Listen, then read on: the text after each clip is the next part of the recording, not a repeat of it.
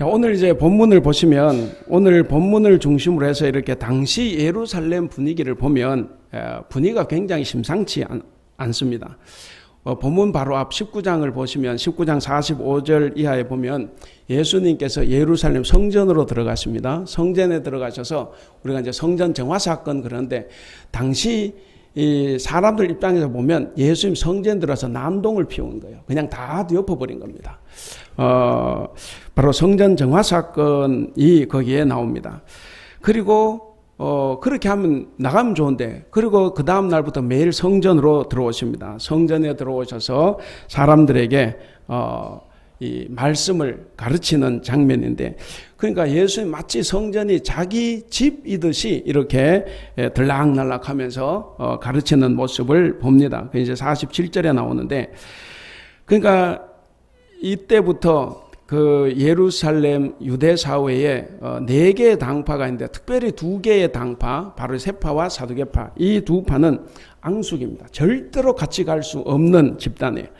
근데 이렇게 둘로 나누어 있던 이 파들이 이때에 하나가 됩니다. 하나가 되는 이유는 바로 47절 나오는 대로 예수님을 죽이려고 예수님을 죽이기 위해서 그들이 모처럼 의기투합을 하는 장면이 이제 19장에 나옵니다. 그러니까 평소에 시기하고 경쟁하고 싸우고 다투었던 이들이 예수님을 죽이는 데는 의기투합을 해서 한 마음이 되었습니다. 정말 이게 묘한 역설이다 그렇게 볼 수가 있습니다. 바로 예수님을 죽이기 위한 악인의 연합 혹은 악의의 연합이다 하는 거죠. 우리는 교회 다니면서 하나가 되게 힘써야 됩니다. 성령 안에서 하나가 되게 힘써야 되는데 그런데 문제는 그 하나가 무슨 의미 무슨 목적을 가진 하나냐 하는 것이 이제 대단히 중요한데 여기서 모처럼 하나가 된 것은 예수를 죽이려고 하는 그 악의에 찬 연합이었다 하는 거죠. 그런데 그렇게 연합을 해서 예수님을 한번 죽여보겠다고 나오지만 근데 예수님도 호락호락한 인물은 아니에요. 절대로 그들이 쉽게 예수님을 죽이지 못합니다. 여러분 예수님께서는 논쟁을 좋아하셨겠습니까? 논쟁이라는 것이 그런 거잖아요. 옳고 그름을 놓고 서로 내 주장이 옳은가 네 주장이 옳은가 서로 자기 주장을 펼치는 거죠. 그래서 누군가는 이기게 되고 누군가는 지게 됩니다. 그런데 이 논쟁을 예수님께서는 즐겨 하시지는 않았어요 분명히. 그런데 예수님 자주 논쟁을 하십니다. 왜 그러냐면 어쩔 수 없이 상황이 벌어지는 거예요. 그래서 어쩔 수 없이 논쟁을 하게 되는 상황이 오면 예수님은 그 논쟁을 하셨다 하는 거죠. 절대로 피하지 않았습니다. 이 논쟁은 특별히 예수님과 논쟁했던 사람들은 머리에 든 것이 많아요.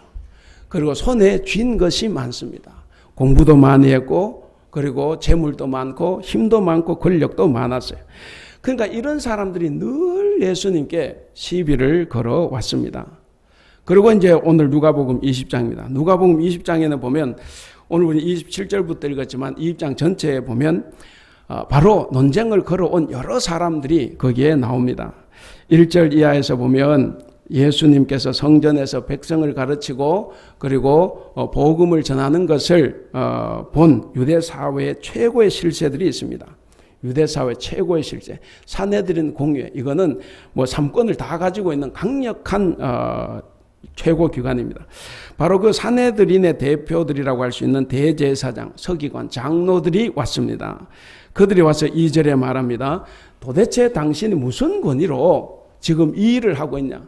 이 권위가 누구에서 왔는지 말해보라 이렇게 이야기합니다. 그러니까 네가 왜 우리의 홈그라운드인 이 성전에 네가 왜 들어와서 가르치고 있냐? 이 말도 되고 또 하나는 네가 뭔데 어제 성전을 다 뒤엎었냐 하는 거예요.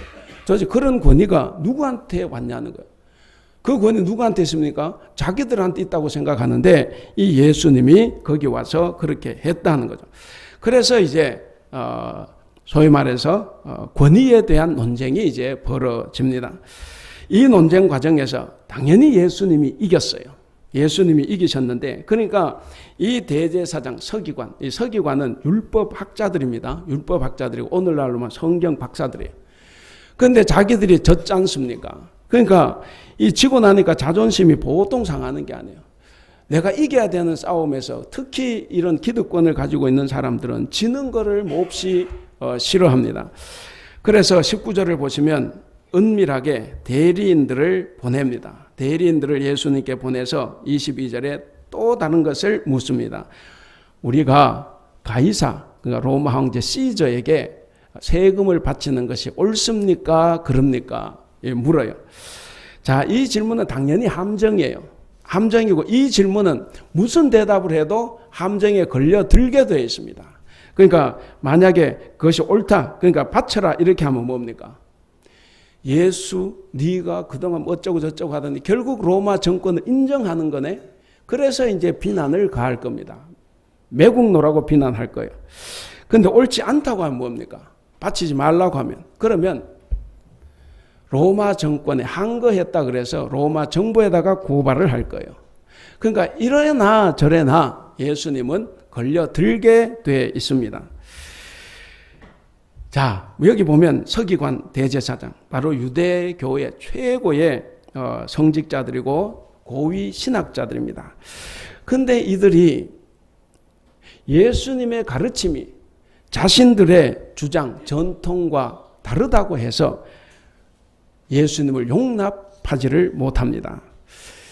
그들도 예수님을 용납하지 못하지만 예수님도 적당하게 타협하고 싶은 마음이 전혀 없는 분입니다. 공생의 기간 동안 그래서 계속해서 이 사람들과 충돌이 일어나고 그것이 계속 반복이 됐습니다. 그러다가 결과는 어떻게 됐습니까? 예수님이 이긴 것 같았는데 결과는 어떻게 됐습니까? 오늘 찬양으로 나왔습니다. 결국 십자가의 죽음이었어요.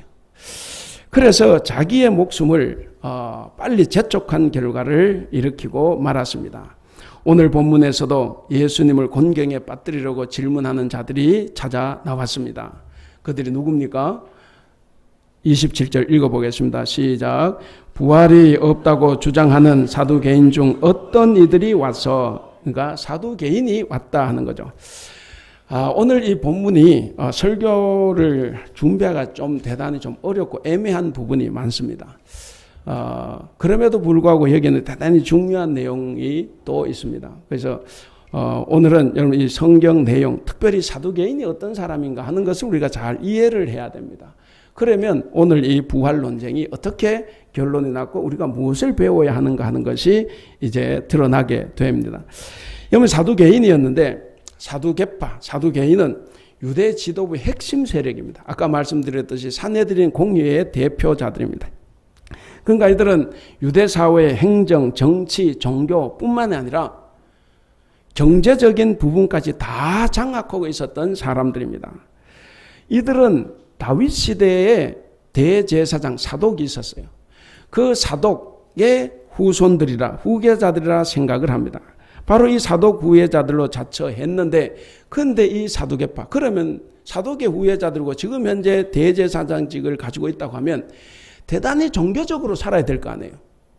대단히 신앙적으로 살아야 될 것 아닙니까? 근데 그들은 신앙과 종교의 영역보다는 정치적 사회, 정치적인 현장에서 훨씬 더 많은 기득권을 행사했던 사람들입니다. 그래서 그들은 다 부자고 귀족이었습니다. 그들은 신학적으로 보수겠습니까? 개혁적이겠습니까? 가진 사람들이 보수겠습니까? 개혁이겠습니까? 보수죠. 그래서 이 사람들은 신학적으로 대단히 보수적인 사람들입니다. 그래서 성경도 모세 오경만 성경으로 인정을 했습니다. 그러니까 어떤 중요한 가르침도 모세 오경, 창세기, 출애굽기, 레위기, 민수기, 신명기 이 오경에 나오지 않으면 하나도 받아들이지 않습니다. 그러니까 오경에 나오지 않으면 어떤 것에도 그 권위를 부여하지 않습니다. 그러니까 바리새인들하고는 굉장히 충돌을 많이 합니다. 우리가 이제 바리새인들을 많이 예수님 때 우리가 많이 욕하잖아요. 왜 예수님께서 바리새인을 비판 많이 하셨겠습니까? 간단해요. 바리새인이 예수님 보시기에 너무 사랑스러우니까. 여러분 자녀들 중에 누구에게 더 혼을 내겠습니까? 물론 못난 놈한테 혼낼 수도 있지만 사실 사랑하는 자녀에게 더 혼낼 수 있어요. 지금 이 바리새인은 잘 믿는데 뭔가 좀 부족한 것이 있으니까 예수님 계속 혼을 내는 거예요. 조금만 더 고치라고. 그러니까 이 바리새인은 평신도들이에요. 그러니까 우리가 말하면 그냥 일반 사람들이에요. 이 사두개인은 고위층 사람입니다. 그러니까 이 신분이 차이가 너무 나요. 그런데 이 바리새인들은 이 율법대로 살려고 하는 굉장한 노력을 합니다. 우리가 성경에 나온 거 보잖아요. 굉장한 노력을 합니다. 그래서 대중적인 지지를 다 받는 사람들이 이 바리새인들입니다. 이 바리새인들이 보기에 사두개파가 보면 어떻겠습니까? 저거 믿는다고 하는 것들이 저 종교의 힘을 가지고 지 뒤나 챙기고 재물이나 벌려고 하고 권력이나 잡으려고 하는 저것이 얼마나 못났겠습니까? 그래서 뭔가 말씀으로 사회를 변화시켜 보려고 하는 거예요. 그러면 이 바리새파는 사두개인에 비해서 개혁적이겠습니까? 보수적이겠습니까? 예, 다 대답 잘하십니다. 보수적이에요. 개혁적입니다. 예, 개혁적입니다. 그리고 이 사람들은 변화를 열망을 합니다. 그래서 이 사람들은 부활신앙도 받아들여요. 이렇게 부활신앙을 받아들이는 반면에 현실에 안주하고 싶어하는 이 사두개인들은 부활신앙을 절대로 받아들이지 않습니다. 왜? 모세오경에는 부활을 가르치는 어떤 구절도 없다는 거죠. 예언서로 들어가면 부활에 관한 구절들이 좀 나옵니다. 그러니까 다른 건 절대로 안 받아들여요. 그래서 이 모세오경의 부활에 대한 어떤 암시도 증거도 없다는 거예요. 그래서 받아들이지 않고 믿지 않습니다. 그들은 부활을 믿기보다는 지금 여기서 잘 먹고 잘 사는 것에 온통 관심을 집중합니다. 어떻게 하면 더 가질까? 어떻게 하면 더 높은 자리? 어떻게 하면 내 이 자리를 지킬까? 여기에 훨씬 더 관심을 집중합니다. 그래서 그들은 원수의 나라인 로마에까지 아부를 하고 좋은 자리를 다 차지합니다. 그래서 로마를 등에 업고 부와 권력을 다 가지고 있는 거예요. 그러니까 완전한 매국노들입니다. 근데 이들이 종교 최상위층에 있는 사람들이고 그 종교를 가지고 백성을 휘두르는 거예요. 결국 이들이 AD 70년 로마 티투스 장군에 의해서 예루살렘 함락될 때 그때 흔적도 없이 사라지고 말았어요. 바로 그렇게 못된 짓을 많이 했기 때문에 결국 다 사라지고 없어졌습니다. 자, 이들은 이렇게까지 하면서 부활을 무시했습니다. 철저하게 현실주의자들이었고 신앙보다는 정치 집단이었습니다. 그런 그들에게 예수님의 부활, 이 부활 이야기는 대단히 못마땅하고 불편한 이야기입니다. 오늘 본문을 먼저 구성을 한번 보면 이렇습니다. 세 부분으로 구성이 되어 있습니다. 첫째 부분은 27절 한 절입니다. 거기서 이제 사두개인이 등장했다 하는 이야기입니다. 그 다음에 28절부터 33절까지는 사두개인의 질문이 나옵니다. 사두개인의 질문이 나오고 그리고 나머지 34절에서 38절에서는 예수님의 대답이 나와요. 우리가 이제 오늘 본문에는 들어가 있지 않지만 그 밑에 39절, 40절은 결과가 나요. 예수님 너무 잘 가르쳐가지고 바리새파들이 환영하는 이야기가 나옵니다. 자, 저는 오늘 이 세 개의 본문으로 되어 있는데 먼저 27절입니다. 사두개인 가운데 어떤 이들이 왔다 하는 거죠. 와서 예수님께 묻습니다. 이 사람은 어떤 사람들입니까? 앞에 이야기했죠. 부활이 없다고 주장하는 사두개인. 그러니까 이놈들이 부활을 가지고 논쟁하려고 왔구나 하는 것을 암시를 해줍니다. 그래서 아니나 다를까 그들이 부활을 가지고 이제 28절에서 33절에 질문을 합니다. 그런데 여기 질문하는 내용의 골자는 신명기 25장 5절에 나오는 이야기입니다. 소위 말 형사취수법. 형사취수법이 뭐냐면 형이 죽으면 취가 결혼할 취자지 않습니까? 그래서 결혼하는데 누구하고 하느냐? 형수하고 결혼하는 거예요. 그러니까 이제 고대세에 그런 거 있죠. 우리도 이제 부여나 옛날 고구려에 이런 제도가 있었는데, 그러니까 형이 결혼해서 아들 없이 죽으면 동생이 그 형수하고 결혼해야 되는 것. 이것이 이제 형사취수법입니다. 그러니까 이 예를 가지고 예수님께 질문을 하는 거예요. 근데 이 형사취수법이라는 제도는 예수님 시대 거의 시행이 되지 않는 그야말로 낡은 법이에요. 그런데 왜 이걸로 묻습니까? 예수님을 함정에 빠뜨리려고. 그러니까 이 질문을 다시 한번 더 씹어보면 부활에 대한 질문이 아니라 부활을 조롱하는 거예요. 그들은 자기들이 믿지도 않는 부활에 관한 질문을 던지려고 정말 듣기조차 역겨운 이 예를 듭니다. 7 형제가 있었다는 거죠. 저는 이걸 읽으면 우리가 반대로 이렇게 생각해 볼 수 있어요. 이들은 이것을 웃음거리로 부활이 얼마나 웃기는 거냐, 이걸로 이제 예를 들지만 현실에서 이런 형수가 있었다고 하면 이런 여자가 있었다. 얼마나 불쌍합니까? 7명하고 결혼해도 결국 자식 없이 그도 죽어요. 그러니까 뭔가 내가 가지고 있고 내가 뭔가 누리고 있으면 이런 마음 아픈 사람들마저도 자기의 즐거움, 기쁨, 자기의 논리를 주장하는 것으로 사용을 합니다. 자, 그래서 그 예를 이제 들었어요. 자, 첫째가 아내를 얻었는데 아들 없이 죽었습니다. 그래서 동생하고 결혼했는데 또 죽었어요. 그래서 7번째까지 결혼했지만 다 아들 없이 죽었어요. 그랬는데 결국 그 여자도 죽었습니다. 그러면서 묻죠.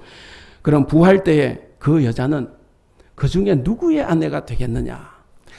여러분, 사실 이게 웃기는 이야기죠. 이 사람들이 정말 웃기는 이야기를 한 거예요. 말도 안 되는 걸 가지고 지금 이야기하는 겁니다. 근데 우리도 그런 게 궁금하잖아요. 말도 안 되는데 궁금해요. 그래서 겉으로는 웃는데 속으로 나도 굉장히 궁금하다, 이런 생각이 듭니다. 어쨌든 이 질문을 한 의도는 뭐겠습니까? 이 사람이. 의도는 그거예요. 만약에 부활이 있다고 하면 저 천국이 얼마나 복잡하겠냐. 서로 이게 내 아내다고 싸우면 이 천국이 어떻게 되는 거예요? 맨날 집안 박 터지게 싸울 거 아닙니까? 그러니까 이런 혼란을 가져오는 그런 부활은 아예 없는 게 좋다. 그래서 부활의 부자도 생각하지 말라는 거예요. 부활은 터무니없는 이야기다 하는 겁니다. 그러니까 이런 질문에 지금까지 그 누구도 대답을 못했어요. 그래서 사두개인이 종교적으로 그들이 우위를 점하고 있었습니다. 바리새인들도 이 질문에는 그들이 대답을 못했어요. 그런데 예수님은 어떻습니까? 그러니까 이들은 당연히 예수님도 여기에 대한 이 질문에 답을 못하리라 생각을 했습니다. 지금까지 아무도 그 누구도 대답을 못했으니까. 근데 34절부터 예수님의 답이 나옵니다. 근데 예수님은 그렇지 않다는 거예요.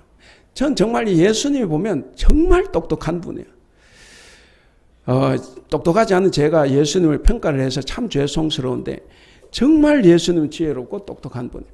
이 질문이 현장에서 바로 나왔는데 어떻게 바로 이렇게 대답을 할까 하는 거죠. 자, 거기에 보시면 우리가 그럴 때가 있어요. 내가 뭔가 중요한 말을 하는데 이야기 듣는 사람 실실 웃긴 하고 뭔가 무시하는 듯하고 뭔가 거부하려고 하는 듯한 어떤 태도가 보이면 어떻습니까? 모멸감을 느낄 때가 있어요. 그래서 내 모든 기분, 감정 다 상할 수가 있습니다. 그러면 분명히 예수님은 이럴 만한 상황에 지금 다다른 거예요. 이 사람들이 진지하게 물어보는 게 아니니까. 그런데도 예수님은 우리들과는 달랐습니다. 예수님은 그들의 질문 마치 꿰뚫고 계셨다는 듯이 과민하게 반응하지 않으시고 그들에게 대답을 해 주십니다. 정말 진지하게 대답을 해 주세요. 이 대답은 두 부분으로 또 나누어집니다. 첫째 부분이 34절에서 36절입니다. 거기에 요점은 그거예요. 34절에 36절 첫 번째 대답은 너희들의 질문은 적절하지 못하다 하는 겁니다. 적절하지 못한 얼토당토한 질문이다 하는 것을 이야기합니다. 그들의 질문이 뭡니까? 7 형제의 아내 되었던 자가 부활 후에 누구의 아내가 되느냐 하는 거죠. 그러니까 적절하지 못한 질문이라고 이야기를 합니다. 예수님은 이 세상과 저 세상은 질적으로 차원이 다르다 하는 것을 말씀을 하십니다. 이 세상에서는 사람들이 장가가고 시집가고 하지만 거기에는 없다 하는 겁니다. 우리 34절, 35절, 36절 같이 한번 읽어보겠습니다. 시작. 예수께서 이르시되 이 세상의 자녀들은 장가도 가고 시집도 가되 저 세상과 및 죽은 자 가운데서 부활함을 얻기에 합당히 여김을 받은 자들은 장가가고 시집가는 일이 없으며 그들은 다시 죽을 수도 없나니 이는 천사와 동등이요 부활의 자녀로서 하나님의 자녀임이라. 예, 그러니까 이 세상에서는 시집 장가가고 그래서 출산 있고 죽는 게 있지만 저 세상은 부활한 자들에게는 그런 일이 없다 하는 거죠.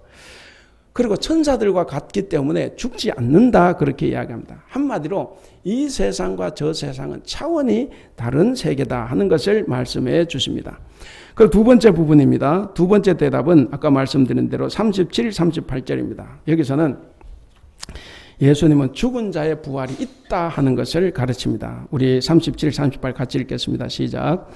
죽은 자가 살아난다는 것은 모세도 가시나무 뜰기에 관한 글에서 주를 아브라함이요 이삭의 하나님이요 야곱의 하나님이시라 칭하였나니 하나님은 죽은 자의 하나님이 아니요 살아있는 자의 하나님이시라. 하나님에게는 모든 사람이 살았느니라 하시니. 예. 자, 거기 보면 예수님께서 인용하신 성경 구절이 이게 어딘지 아세요? 그 아마 관주에 달려있는 성경도 있을 겁니다. 이게 출애굽기 3장, 출애굽기 3장 6절의 이야기입니다. 그러니까 이 사람들은 뭐만 성경으로 인정한다 그랬습니까? 모세 오경만 인정해요. 모세 오경에는 부활에 대한 구절 하나도 없다고 했습니다. 근데 예수님 여기서 출애굽기 3장 6절에 나오는 하나님, 나는 아브라함의 하나님, 이삭의 하나님, 야곱의 하나님이다 라고 하는 것을 가지고 이야기하는 거예요. 그래서 정말 우리가 알고 보면 정말 소름 돋는 이야기입니다. 예수님이 어떻게 이런 순간적으로 이런 것을 아셨을까? 그걸 설명할 수 있을까 하는 거죠. 이게 놀라운 거는 우리가 40절, 39절, 40절에 보면 우리가 더 확실히 알 수 있습니다. 거기에 이제 바리새인들이 환호하는 장면이 나오는데, 어찌됐든 여기 보면 예수님은 출애굽기 3장에서 모세가 하나님을 아브라함의 하나님, 이삭의, 야곱의 하나님이라고 칭한 것은 바로 죽은 자들의 하나님이 아니라 그들은 지금도 하나님 안에서 살아있다. 내 곁에서 살아있다라고 하는 것을 말씀하는 거라는 거예요. 그래서 예수님은 죽은 자의 하나님이 아니라 산 자의 하나님이기 때문에 내가 아브라함, 이삭, 야곱의 하나님이다 이렇게 말했다는 겁니다. 이해가 잘 안 되죠. 그래도 우리는 잘 이해가 안 돼요. 그런데 여러분 가만히 생각을 보셔. 당시 세계로 한번 돌아가야 됩니다. 이 당시에는 이 말이 사두개인들도 그 논쟁에서 진 결과가 생긴 거죠. 그러니까 그게 너무나 명확한 이야기였던 거예요. 하나님 살아계시는 분이다. 그리고 이제 39절, 40절에서도 보면 서기관 중 어떤 이들이 그래. 서기관은 바리새인입니다. 바리새파 사람인데 이 바리새파 사람들이 정말 하나님 예수님도 너무나 엄청나다는 거죠. 이런 걸 어떻게 아셨을까? 그래서 원래는 사두개파, 바리새파가 하나가 돼서 예수 죽이러 왔지 않습니까? 근데 부활이 있다고 주장하는 바리새인들 한 번도 사두개인을 꺾은 적이 없었어요. 근데 오늘 예수님이 그것을 꺾어서 부활이 있다고 하니까 이 바리새파인 서기관들이 환호를 치른 거예요. 예수님 정말 대단하다. 그러니까 오늘 우리는 잘 이해가 안 되지만 당시 사람들에게는 이것이 명확하게 이해가 됐다 하는 거죠. 그래서 하나님은 산자들의 하나님이다 하는 것을 분명히 말씀하셨습니다. 예수님의 성경 이해가 정말 뛰어나고 놀랍습니다. 전혀 부활과 상관없는 듯한 이 말씀을 예수님은 기억하시고 그것을 가지고 부활의 의미를 설명해 주셨습니다. 오늘은 이제 성경 강림절 후 22번째 주일입니다. 오늘 우리는 이 말씀을 따라서 2주간에 우리가 신앙적으로 훈련해야 될 내용을 부활 소망으로 살기입니다. 부활은 단지 부활절 절기에만 우리가 생각하고 그것을 실천하는 것은 아닙니다. 바로 부활절이 아닌 모든 날에 우리는 이 부활을 강조해야 합니다. 그렇기에 우리는 평소에도 이런 부활 신앙을 통해서 새로운 삶의 기대를 늘 갖고 살아가야 합니다. 오늘 말씀에서는 이 부활 신앙이 사람들에게, 성도들에게 어떤 의미를 갖게 하느냐 하는 것을 한번 살펴볼 것입니다. 그리고 그 말씀을 통해서 우리가 부활 소망을 품고 살아가야겠다는 결단이 있는 시간이 되기를 바랍니다.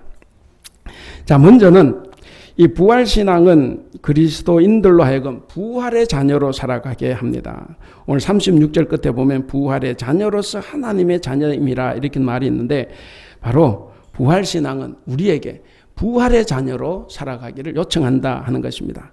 이를 위해서 부활신앙을 가지고 있는 우리 그리스도인들은 옛 삶, 과거의 구습 이런 것을 당당히 벗어던질 수 있어야 합니다. 왜 그렇습니까? 부활 후는 전혀 다른 삶입니다. 예수님은 부활 후에 이제는 더 이상 장가가고 시집가고 하는 일이 없다고 말씀하십니다. 다시 말씀드리면 완전한 새로운 삶을 사는 것이라고 말씀하셨습니다. 그렇기 때문에 부활신앙을 가지고 있다, 부활의 자녀다라고 하면 우리는 절대로 다시 옛 삶으로 돌아갈 수 없습니다. 한 번도 옛 삶을 벗어나지 못하고 있다고 하면 지금 옛 삶을 벗어 던져야 합니다. 여러분, 우리 속에는 옛 삶이 어떤 것들이 있겠습니까? 각자가 다 다르리라고 생각합니다. 그러나 전반적으로 대단히 중요한 것은 세상의 가치, 세상의 방법으로 살아가는 겁니다. 우리가 하나님을 믿고 예수 믿고 신앙생활을 10년, 20년, 30년을 하는데 여전히 내 생각과 내 주장과 내 삶의 방식대로 살아간다고 하면 이것은 바꿔야 됩니다. 여전한 세상적인 가치, 방법으로 살아가면 절대로 부활의 자녀라고 할 수 없습니다. 우리가 진정으로 이 부활의 자녀로 살아가기를 원한다고 하면 옛 생활을 완전히 과감하게 벗어 던져야 합니다. 사두개인들은 귀족 엘리트 집단입니다. 하나 더 붙이면 귀족 종교 엘리트 집단이에요. 그래서 이 사람들은 종교적으로 대제사장 최고위 이 직을 가지고 있습니다. 그리고 정치 요직을 다 독점하고 있습니다. 그래서 그들은 오직 현세에서 누리는 이 기득권에만 관심을 둡니다. 눈에 보이지 않는 세계, 부활은 절대로 관심이 없습니다. 여러분, 가진 것이 많고 누리는 것이 많고 머리에 든 것이 많으면 자칫 이게 사두개인처럼 갈 수가 있습니다. 현실에 눈이 멀어서 보이지 않는 것에 대한 가치를 모릅니다. 그래서 이 사두개인들은 처음부터 부활에는 관심이 없었어요. 그리고 부활이 있으면 안 되는 집단들입니다. 왜냐하면 부활은 영원으로 이어지는 거예요. 영원으로 이어지는 사건인데 사두개인에게 영원히 관심이 없어요. 지금 여기 이 자리에서 눈에 보이고 내가 가지고 누리고 있는 이것이 영원하기를 바랍니다. 여러분, 정말 제대로 된 신앙을 가진 사람은 내 손에 아무것도 없어도 영원한 것을 봅니다. 그런데 손에 너무 많은 것을 들고 있으면 부활이 내 생명이 영원한 것보다는 내가 가지고 있는 재물과 부와 권력이 영원하기를 바랍니다. 그래서 그들은 부활을 보지 못합니다. 부활은 이 세상의 질서가 반복되는 것이 아닙니다. 이 세상과 저 세상의 질서가 완전히 다르다는 것을 말해줍니다. 근데 사두개인은 항상 눈에 보이는 이 세상의 것에 집착하고 살았기 때문에 보이지 않는 진실, 부활이나 영이나 천사들에 대해서 관심이 없었습니다. 그렇게 죽어갔습니다. 그런데 하나님의 자녀는 보이지 않는 이 부활의 세계를 믿음으로 산 자들은 다 부활을 맞이한다. 바로 그런 부활의 자녀로 살아갔습니다. 사랑하는 우리 성도 여러분, 눈에 보이는 재물과 권력은 절대로 영원하지 않습니다. 내 손에 있다가 언제 사라질지 몰라요. 우리의 생명도 마찬가지입니다. 내 생명이 언제 사라질지 모릅니다. 그런데 부활신앙은 저와 여러분이 부활신앙을 가지고 있다고 하면 우리는 바로 세상의 가치가 아니라 눈에 보이는 것이 아니라 눈에 보이지 않는 최고의 가치, 하늘나라의 가치를 바라보며 살아가야 합니다. 바로 그것이 우리가 추구해야 될 하나님의 자녀의 부활의 자녀 자세입니다. 두 번째로 이 부활신앙은 죽은 자의 부활을 믿는 우리 그리스도인들로 하여금 하나님의 자녀로 살아갈 것을 요청합니다. 하나님의 자녀. 여러분, 부활신앙을 가진 그리스도인들은 죽음이 결코 우리를 하나님과 분리해낼 수 없다는 것을 우리는 믿습니다. 그렇기 때문에 우리의 생명은 영원한 겁니다. 그 어떤 것도 부활의 자녀, 하나님의 자녀를 하나님과의 관계에서 끊을 수가 없습니다. 그렇기 때문에 우리는 당당히 살아갈 수가 있습니다. 예수님은 우리를 위해서 십자가에서 못 박혀 돌아가셨습니다. 그럼에도 불구하고 하나님께서는 그를 죽은 자 가운데서 사흘 만에 다시 살려냈습니다. 부활시켰습니다. 그래서 우리가 믿는 거예요. 우리들 역시도 그리스도 안에서 부활의 소망을 가지게 된 겁니다. 왜입니까? 하나님께서 그리스도를 죽은 자 가운데서 일으키신 것처럼 우리도 죽으면 죽음으로 끝나는 것이 아니라 하나님께서 우리도 죽은 자 가운데서 일으켜 주실 것이다라는 것을 우리가 믿고 있기 때문입니다. 여러분, 그래서 죽으면 결코 하나님과 우리를 격리시킬 수 없습니다. 우리가 진정으로 하나님의 자녀로 살아가기로 원한다면 죽음보다 더 강하고 새로운 삶이 그리스도 안에서 이루어진다는 것을 우리가 믿어야 합니다. 그런 소망을 간직하고 살아가야 합니다. 그렇지 않으면 우리는 늘 불안한 거예요. 내 손에 있는 것이 언제 날아갈까? 내 생명이 언제 끝날까? 그러나 이런 부활의 소망을 가지고 하나님 자녀로 살아간다고 하면 모든 것은 그리스도 안에서 다 잘 이루어져 갑니다. 성도 여러분, 이런 소망을 가진 사람들은 어떤 고난도 감당할 수 있습니다. 어떤 환난에도 흔들리지 않습니다. 미래에 대한 이 부활에 대한 소망을 가진 우리 하나님의 자녀들은 어떤 어려움과 장애물도 극복할 수가 있습니다. 하나님께서 함께 하신다고 하면 그 어떤 것도 우리는 다 뛰어넘을 수 있습니다. 우리는 그것을 믿어야 합니다. 그리고 어떤 어려움도 우리는 다 돌파할 수 있습니다. 바로 여러분들이 그런 성도들이 될 수 있기를 바랍니다. 이제 말씀을 맺겠습니다. 성도 여러분, 여러분들은 어떤 소망을 가지고 계십니까? 우리 그리스도교, 기독교는 희망의 공동체입니다. 세상에는 정말 갖가지 희망들이 다 있어 보입니다. 그런데 그리스도보다 더 분명한 희망은 우리에게 없습니다. 죽어도 죽지 않고 영원히 꺼지지 않는 바로 그런 부활이 우리 그리스도께 있습니다. 그리스도 안에 있는 이 생명을 모르는 사람들은 오늘을 즐기고 내일을 포기하는 겁니다. 바로 이 사두개인 같은 사람들은 오늘 내 손에 들려있는 것이 중요하지 내일이 중요하지 않습니다. 그래서 그들은 오늘 배부르고 오늘 편안하면 되는 거예요. 내일은 관계없습니다. 그러나 그리스도 안에서 새로운 생명을 누리고 있는 우리는 오늘을 참아야 됩니다. 오늘을 인내해야 됩니다. 그리고 내일을 기대하며 살아가야 합니다. 오늘 나에게 어떤 어려움이 있더라도 우리는 내일의 소망을 가지고 오늘을 견디는 것입니다. 사랑하는 우리 성도 여러분, 우리가 믿는 하나님은 아브라함의 하나님, 이삭의 하나님, 야곱의 하나님이다 했습니다. 바로 죽은 자의 하나님이 아니라 살아있는 자의 하나님이시라는 것을 예수님께서 우리에게 가르쳐 주셨습니다. 이 말씀은 하나님의 백성은 죽어도 죽지 않는 거다라는 말씀입니다.